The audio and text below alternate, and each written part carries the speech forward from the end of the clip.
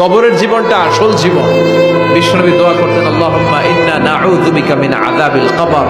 আল্লাহ, আমি আপনার কাছে কবরের আযাব থেকে পানাহ চাই, কবরের আযাব থেকে বাঁচতে চাই। এই কবরের মধ্যে অনেক ফিতনা হবে, অনেক সুয়াল হবে। কবরে প্রশ্ন আছে না নাই? কথা বলেন।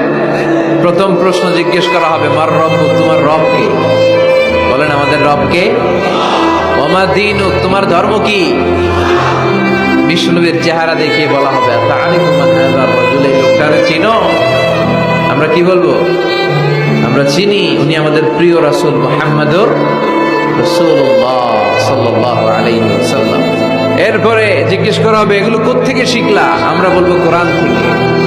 ফায়ুফসাহু লাহু কবরুহু ৭০ যিরাআন, সুন্দর সুন্দর উত্তর করতে পারলে আপনার কবরটারে ৭০ হাত লম্বা করে দেওয়া হবে। ইফতাহু লাহু বাবুন ইলাল জান্নাহ, জান্নাতের দিকে একটা দরজা লাগিয়ে